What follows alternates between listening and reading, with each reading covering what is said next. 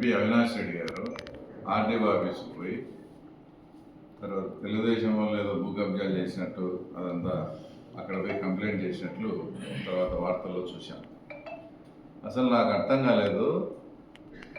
తర్వాత వాళ్ళది ఎట్లుందంటే ఐదారు నెలలై తెలుగుదేశం పార్టీ గవర్నమెంట్ వచ్చినా కూడా ఈ 5 సంవత్సరాల్లో మేము ఎన్ని కబ్జాలు చేసినా కూడా ఏం మా గురించి పట్టించుకోలేదు అని మమ్మల్ని మాకు తెలియజేసేదానికి పోయినట్లు ఉంది చూస్తా. అంటే మా మానాన మేము కొన్ని అంటే ఇంకా దానికి తగమైన ఆధారాలు అన్నీ సేకరించిన తర్వాత మా రెవెన్యూ మినిస్టర్ గారితో కూడా మాట్లాడి తర్వాత గ్రామాల్లో రెవెన్యూ సదస్సులు అన్నీ అయిపోయిన తర్వాత ఏమేమి అక్రమాలు జరిగినాయో పోలేకుంటే మమ్మల్ని వీళ్ళు ఊరికే ఉండిచ్చేట్లేరు. వీళ్ళే పోయి ఆ తర్వాత అంటే మాకు గుర్తు చేయడం, మేము 5 ఏళ్లలో ఇన్ని భూ కబ్జాలు చేస్తా అంటే కనీసం ఏంది వీళ్ళు పట్టించుకోకుండా ఉన్నారే, మీరు మా జోలికి రాండి అన్నట్లు వీళ్ళు పోయినది చూస్తుంటే అసలు ఒక ఆరోపణ ఒకటి ఇది చేసేటప్పుడు గతంలో మేము ఎలాంటి పరిపాలన అందించాము, మేము ఎంతమంది ఏం చేశాము, ఎంతమంది మా నాయకులు ఆక్రమించుకున్నారనేది కూడా అవినాష్ రెడ్డి గారు గుర్తుపెట్టుకోవాలి. ఫస్ట్ నెంబర్ 1 వాళ్ళ ఫ్యామిలీతోనే స్టార్ట్ అయినాం. మేము నిజంగా చెప్తున్నా, వాస్తవంగా వాళ్ళ ఫ్యామిలీకి చెందిన వాళ్ళ అబ్బాయి అనారోగ్యం పాలై కొంచెము ఆసుపత్రిలో ఉన్నారు. ఈ టైంలో మనం ఈ ల్యాండ్స్ ఇవన్నీ వీటి జోలికి పోతే మానవతా దృక్పథంతో వాళ్ళంతా కొంచెం రికవరీ బాగున్నప్పుడు వాటి జోలికి పోదాంలే అని మానవతా దృక్పథంతో మేము వాటి జోలికి పోకుంటే వీళ్ళే పోయి ఆర్టీఓ దగ్గరికి కంప్లైంట్ చేసేటప్పుడు మేము తప్పకుండా మీ కుటుంబ సభ్యులు మీకు సొంతం అన్నగారైనటువంటి వాళ్ళు తొండూరు మండలంలో దాదాపు చిన్నకత్తరపల్లి రోడ్డులో 200 ఎకరాల ప్రభుత్వ భూమిని సాగు చేసి మొత్తం ఇదే ఫోటో చూడండి, మీ కుటుంబ సభ్యుడే. ఇది వాస్తవం కాదా? ఎక్కడ డిబేట్ అయినా తర్వాత రండి. 200 ఎకరాలు మీరు ఆక్రమించుకునేది వచ్చేసి వాస్తవం కాదా? వాస్తవం కదా. ఇంకా కొన్ని దీంట్లో అయితే ఎంత దుర్మార్గమైన విషయం ఏంటంటే ప్రభుత్వ భూమిని 50,000 రూపాయలు రేటు కట్టి 50,000 రూపాయలకు ప్రభుత్వం ఒప్పుకున్నట్టు కొనుగోలు చేసి రిజిస్ట్రేషన్ కూడా జరిపినారు. అయినా ఇంకా ఇప్పుడు డెప్త్ పోతే ఆ సబ్ రిజిస్టరు ఆ ఎంఆర్ఓలంతా ఇళ్ళకు పోవాల్సిన పరిస్థితి చేసి పెట్టారు వీళ్ళు. అంటే అధికారం ఉంది, మేమే ముఖ్యమంత్రి. ఎక్కడైనా ప్రభుత్వ భూమి అది చేయాలంటే 50,000 రూపాయలు రేటు నిర్ధారించినారు. ఆ ఫైల్ పైకి పోవాలా, పైకి పోయి పైనుంచి అంతా పోయి రావాలా. ఇది ఏం రాయకుండా వీళ్ళే కన్ఫర్మ్ చేసి 50,000 డబ్బు కట్టించుకొని దాని రిజిస్ట్రేషన్, గవర్నమెంట్ భూమిని రిజిస్ట్రేషన్ చేసిన సందర్భము అవి కూడా వస్తాయి. సబ్ రిజిస్టర్లు అవి చేసిన ఎంఆర్ఓలు కూడా ఇంటికి పోయే పరిస్థితిని వీళ్ళ అధికారం ఉపయోగించి ఆ పరిస్థితికి తీసుకొచ్చారు. తర్వాత 2 అతని విషయానికి వస్తాం. వాళ్ళ పిఏ రాఘవరెడ్డి, ఆయన గురించి మొన్న మాట్లాడుతూ చెప్తూ ఎప్పుడు పోలీసులకు నిరంతరం అందుబాటులో ఉంటాడు, అట్లాంటివన్నీ అర్ధరాత్రి పోయినారు, ఎప్పుడు పిలిచినా వస్తాడనే చెప్పిన ఆయన పిఏ రాఘవరెడ్డి తర్వాత వాళ్ళ ఊర్లో ఫారెస్ట్ ల్యాండ్ డైరెక్ట్గా ఆక్రమించేసి సాగు చేస్తాను. దాని మీద కూడా కంప్లైంట్స్ అన్నీ ఇచ్చినాము. అది కూడా తొందరలో కూడా కేసు ఫైల్ అయ్యే పరిస్థితి. అంటే నువ్వు ఎవరైతే వెనకేసుకొస్తూ రోజు నీ వెనకమ్మడి తిప్పుకొని నీ బదులు అందరికీ ఫోన్లు చేసి మీ పిఏ రాఘవరెడ్డి ఫారెస్ట్ ల్యాండ్ను ఆక్రమించినాడా లేదా మేము నిరూపిస్తాం. ఆయన ఫారెస్ట్ ల్యాండ్ ఆక్రమించి దానికి బాగా నచ్చి అట్లే ఫారెస్ట్ లేకపోయినట్టున్నాడు. జనజీవన సమితిలో లేడు. ఇప్పుడు 5-6 రోజులు అయింది. ఆయన 5-6 రోజులు ఎప్పుడు మాకు అందుబాటులో ఉంటాడనే పిఏ రాఘవరెడ్డి ఎప్పుడు పోలీసులకు అందుబాటులో ఉంటాడు. 5-6 రోజుల నుంచి సెల్లు స్విచ్ ఆఫ్ మాయమైపోయినాడు. ఏమంటే ఈ ఫారెస్ట్ ల్యాండ్ చేసుకుని అంత అడవులు అంటే నచ్చి అట్నే అడవులు లేకపోయినట్టున్నాడు. అది 2వది.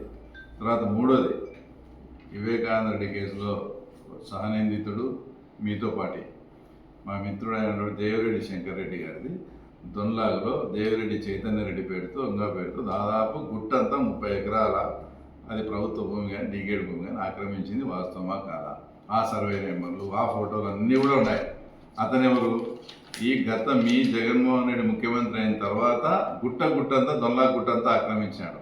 తర్వాత ఇది మీకు అర్థం కాదు.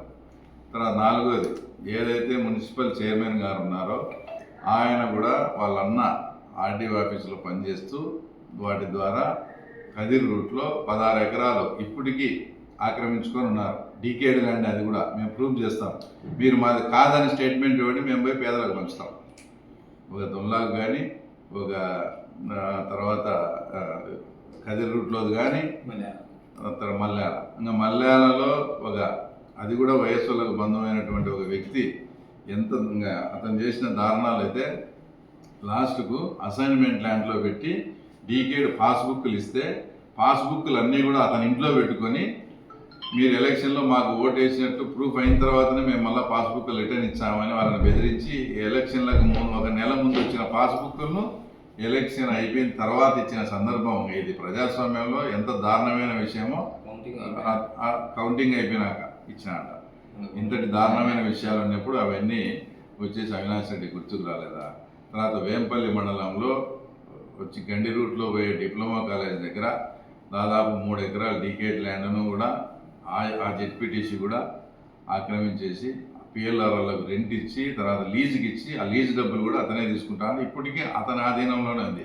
అంటే ఇవన్నీ మీరు చేసి తర్వాత మేమేదో మళ్ళీ అంటే మేము ఇందాక వాస్తవంగా చెప్పినట్లు ఆయనకు ఆ ఉలిమేల రూట్లో 10 ఎకరాలు ఏదో ఉంది, మా ఆయన కాడ 200 ఉందని కోపంతో ఇదంతా చేసినట్టుంది నాకు అనిపిస్తుంది.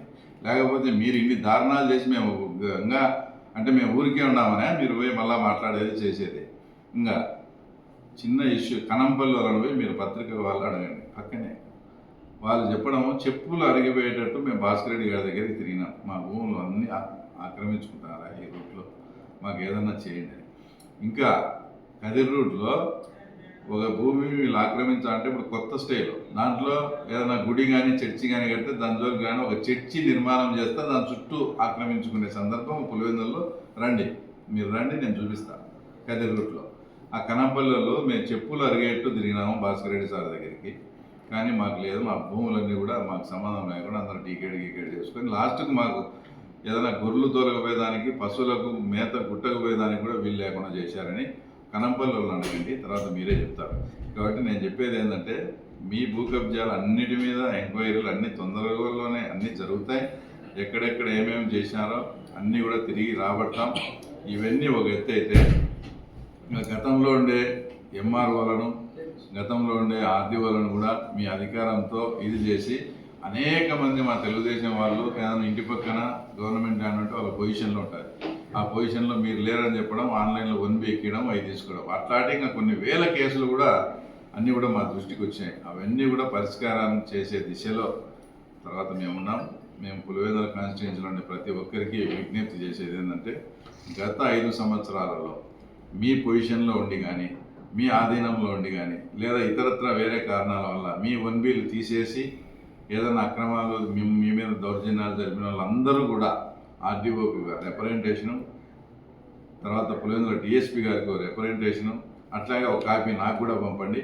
మీ అందరికీ న్యాయం చేసే బాధ్యత మేము తీసుకుంటాం.